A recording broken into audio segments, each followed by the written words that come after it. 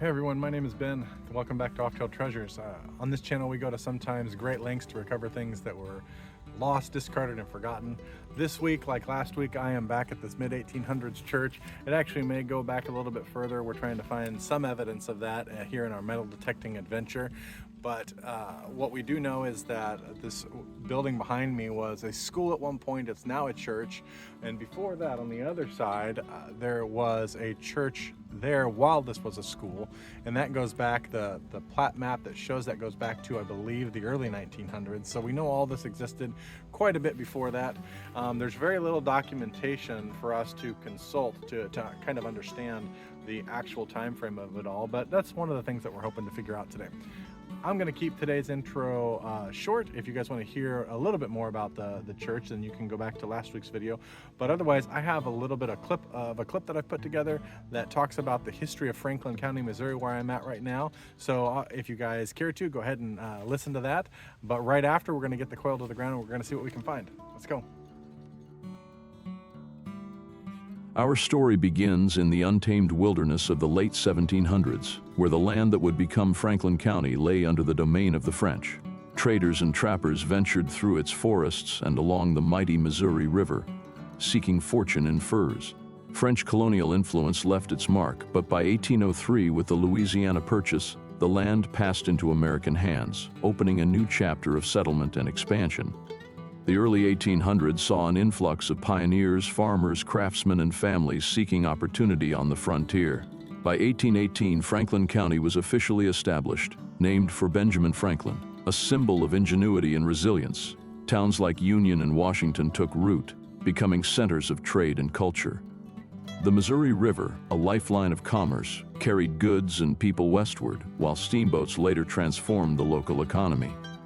German immigrants arrived in waves by the 1830s and 1840s, bringing with them traditions of skilled craftsmanship, winemaking, and strong community ties. The region flourished, its rolling hills dotted with vineyards, mills, and thriving farms. Yet, as the nation grew, so too did its divisions. Then came the Civil War, a time of turmoil and strife. Missouri, a border state, was torn between Union and Confederate loyalties. Franklin County was no exception. Skirmishes erupted, neighbor turned against neighbor, and bushwhackers and guerrilla fighters roamed the countryside, leaving destruction in their wake. Union forces worked to maintain control, but Confederate sympathizers found refuge in the hills and hollows.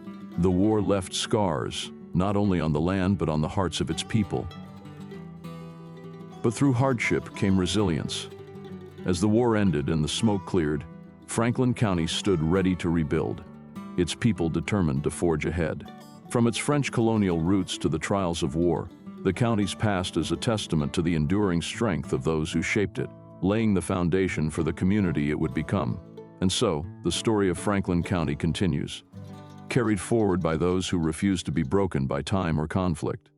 Okay, today I made it my objective to try and find out where the kids played.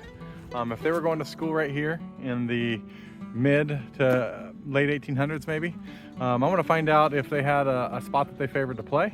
And so I'm out here in this big open area, and specifically, you can see my shovel back there.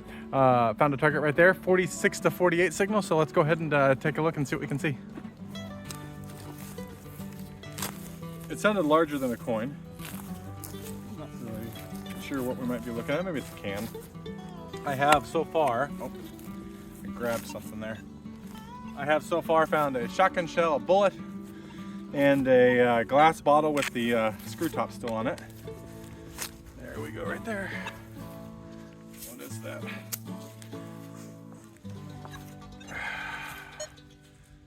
That is gonna be, I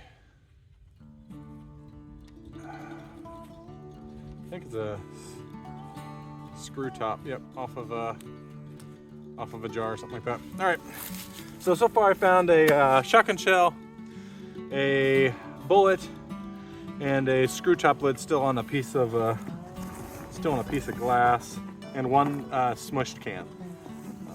So some of my trash so far. All right, let's keep going, see what we can get. We've got a nice little signal here. It is 46 to 48 again.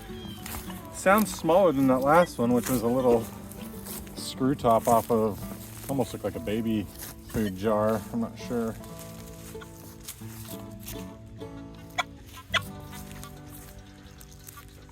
Oh, a lot of iron now.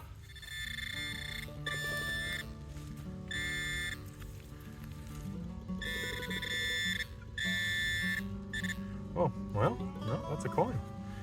All right, I'm gonna bring you guys in for a close-up. We got a penny-sized coin in the hole. All right, we're at our mid-1800s, I believe, church and school, and had a 46 to a 48 sound. And this is what we dug. It's not actually penny-sized, it's actually smaller. Let's see here.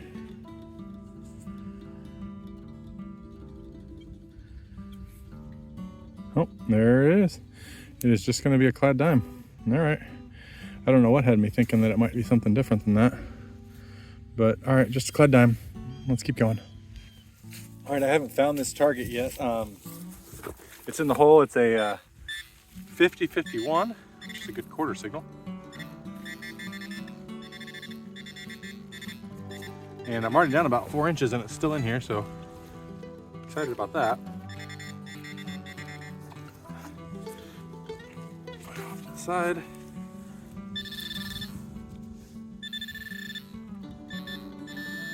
Okay. Oh, my word, it's another coin. Looks like dime size, like it's gonna be another clad dime. Man, last week, that's what it is. Last week I had a wheat penny ring up at 46, 47, something like that. And then I had a clad dime ring up 41, 42, and today I have 2 clad dimes in a row ringing up at upper 40s. This place really, whatever's in the soil is causing these coins to ring up with real funny numbers.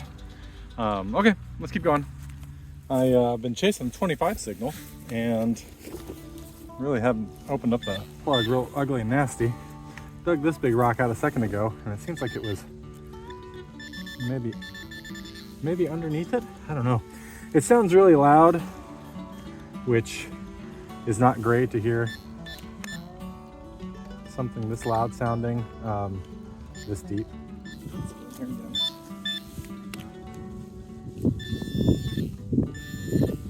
Oh my gosh. Wow.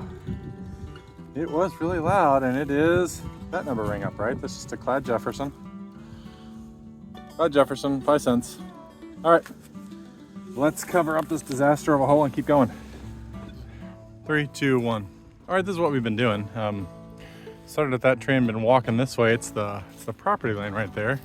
So came up through here, right next to the swing, maybe no surprise. Whole bunch of clad right through here, dimes and nickels specifically, no pennies yet. Some farm equipment piece, something right there, and now a pretty tight but loud 46, 48 signal.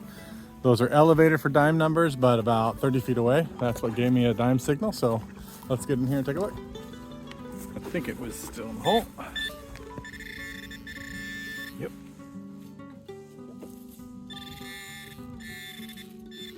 That is a nail.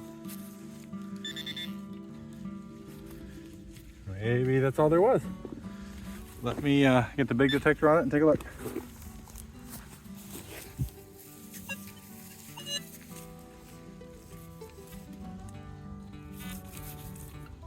Sounds like it. Wow. I don't typically have nails false that high, but there you go. Well, now here's a really interesting piece of iron that I'm bringing to the brain trust here. Don't know if this, I don't believe, since everything else is not corroded, I don't believe that this is corroded away. I'm not sure. Anybody know what that is?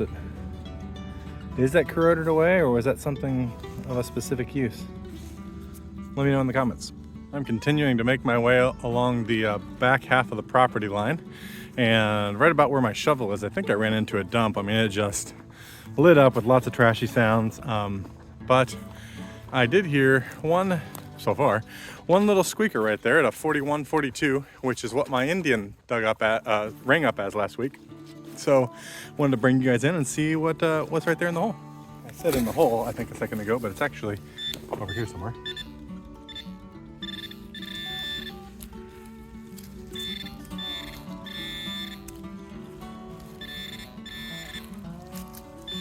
Oh, hold on. That's what it is, all right. Never mind on the coin. This looks like it's a part of a toy car. All right, Phil. My car finding friend. We're on the hunt. We're getting close. Maybe I'll find a whole one here soon. This one's for you. Okay, let's keep going. Okay, let's see. We're looking at it was a 5152 before I opened up the hole, and then it became 4748. And I am still on the outskirts of the property. I'm getting ready to start gridding the big open area where I would hope that the kids would have played. This is really high up. Oh, there we go. What we have here looks like a quarter. It is, yep, an Eagleback quarter, clad quarter. All right, let's keep going. Been a little slow. More clad, and a lot of trash. I have dug 4 or 5 sardine cans now. Mason jar lids, glass fragments coming out with those mason jar lids. I have to have my gloves on today. But this is a upper 30s. This is a bent over nail. That will actually create a very confusing signal because of the ring or almost ring shape. And I think that's gonna be what that was. I'll double check here.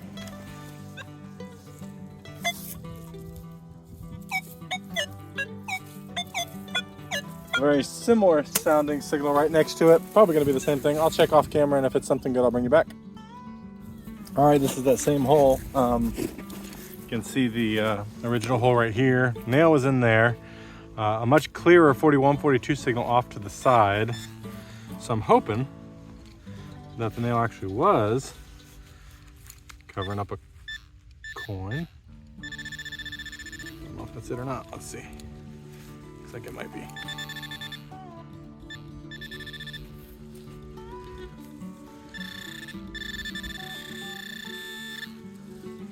Or another nail, I don't know.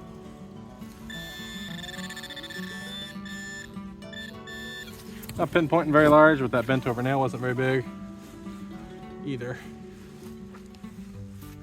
Oh, ooh, we got something good. Hang on, let me bring you in for a little close-up. Looks like a jewelry, like a brooch. You guys see that? This is what was ringing up next to that nail. All right, looks like a little bit of glass right there in the middle. Yeah, still got the little pin on it. Probably not terribly old, mid 1900s. Let me get the toothbrush on this and see if there isn't something like a little bit of writing on it or a patent or something like that. Hang on, I'll be right back. All right, here it is, a little bit cleaned up. I actually think that the pin came off, which is okay. I wasn't gonna reuse it, but I actually think that this might have, this stuff is just flaking off, but I think this might have held a picture maybe, and here's why. It looks like the back came out. Got these 4 prongs on the side. Those would have popped up. This back would have come out, and I think you may have been able to put a picture in there, but it is even underneath there. Yeah, look at that. Looks like that probably was a picture at one time. Huh. Well, that would have been cool. I mean, it still is cool, but it would have been cool if it had a picture in it. Oops. If it had sealed better, but that is a really cool piece of jewelry. I'll take that. Let's keep going. This is, you can kind of make it out here. This is the hole that I just dug that brooch out of. And this is such a good lesson on why we believe that sites are never hunted out, or at least not for a very, very long time. This part of the hole, I think it was maybe right there. I had that signal. I could hear the brooch, but I dug this part of the hole and a nail came out, pulled out the nail, rechecked it, couldn't hear anything else, thought maybe the nail was falsing, put the plug back together, rechecked it, couldn't hear anything. Went that way, right up to the trees, turned around, came back, and on my way back, swinging from, not from this direction going like this, but swinging from this direction and going like this, I was able to hear that brooch. And so on this entire big old yard here, the people that hunted this 20 years ago really would have had to have hit it from so many different angles to catch everything that's here. And granted, I'm gonna have to do the same. I'm gonna have to work hard. I'm gonna have to hit it from a lot of different angles, but I have permission for this to be sort of like a long-term project, and so I'm gonna keep hitting it, and I will be out here probably with friends at some point and hitting it from a lot of different angles, and we will find what they left. All right, we're gonna live dig another iffy one. It is ringing up in the 41, 42 range. That's gonna be a penny. It is not a two-way repeatable, but there's iron in with it, and so that's not uncommon. That's what was happening with the brooch 3-4 minutes ago. So let's pop this open.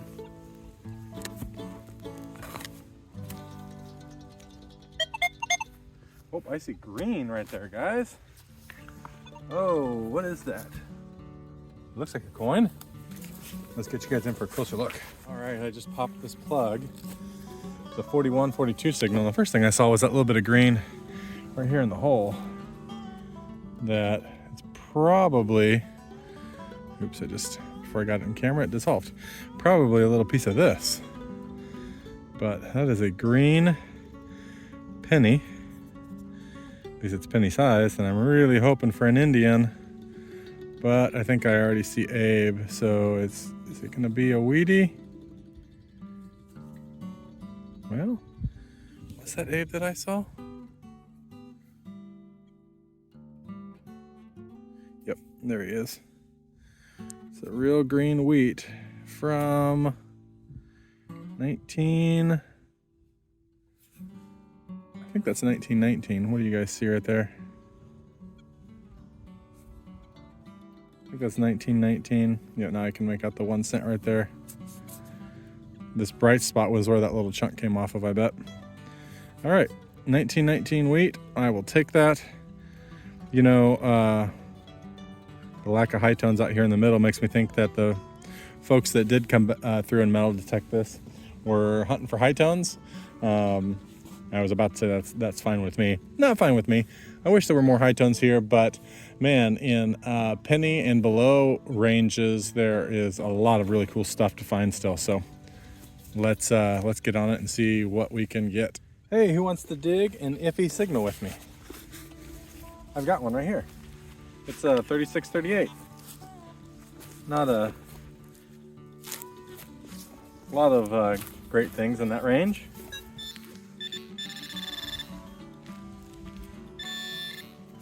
No, not a beaver tail. What is that? It's lead. And,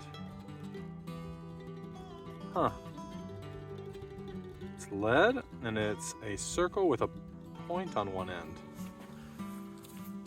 I can't say that I have ever found anything quite like that, and don't remember ever seeing anyone find anything like that. I have no idea. Could be a form of a hem weight, maybe.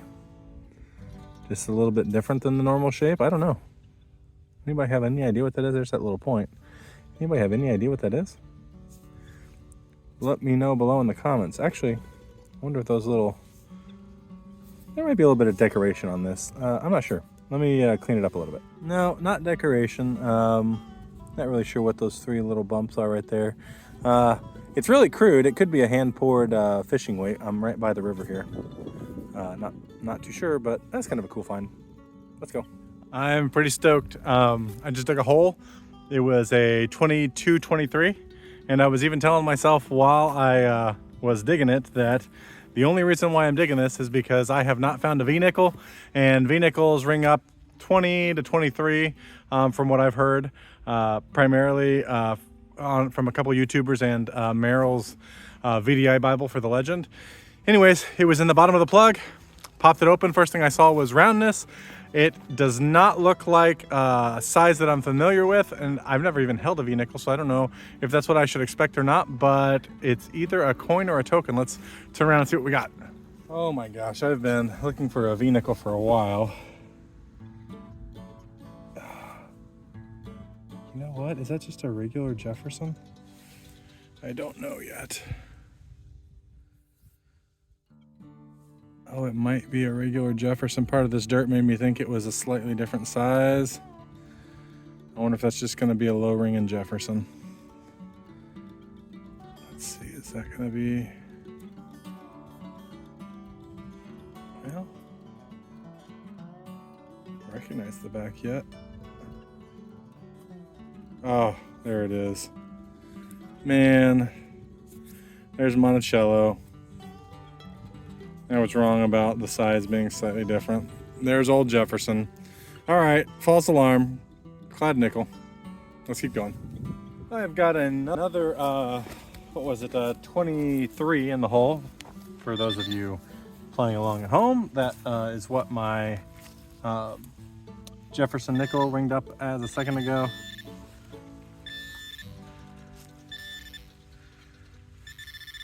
Oh. We've got a coin. All right, this time I won't get all excited about it being a V-nickel, but we do have a coin. Nickel sized. Don't know what I'm looking at there. Is that Monticello? Oh no, that's a Buffalo. All right. Man, I don't find a lot of Buffalo nickels. I will take that for sure. Look at that.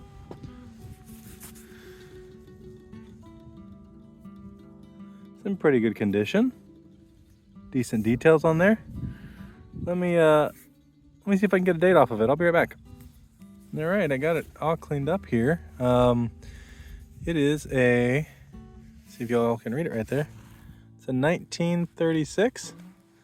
I just had to Google it, and the three-legged buffaloes were 1937, so I was 1 year off on that, but I don't find a lot of buffalo nickels, so I'm really happy with that. Let's keep going. All right, guys, we're gonna give this our final dig of the day.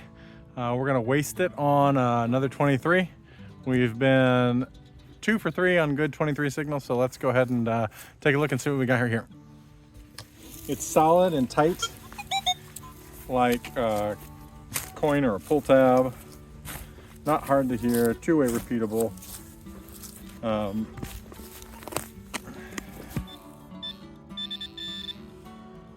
there we go. Little piece of beaver tail.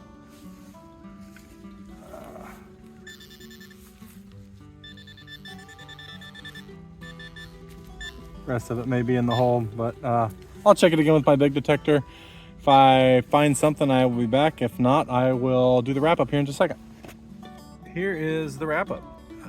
This is most of my trash. A bunch of sardine bottles, some larger farm implements, some bottles, some glass, lots of lead. Sorry, not lots of iron. That interesting piece right there. I've got 2 shotgun head stamps, 2 little fired musket balls, what I think is the wheel off of a toy car.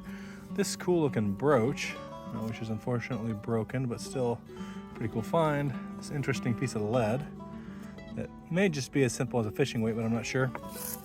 Pile of clad, 1 quarter at least, 3 nickels, some dimes, some regular pennies. This nice shaped, in nice shape, 1919 wheat penny, and this 1936 buffalo.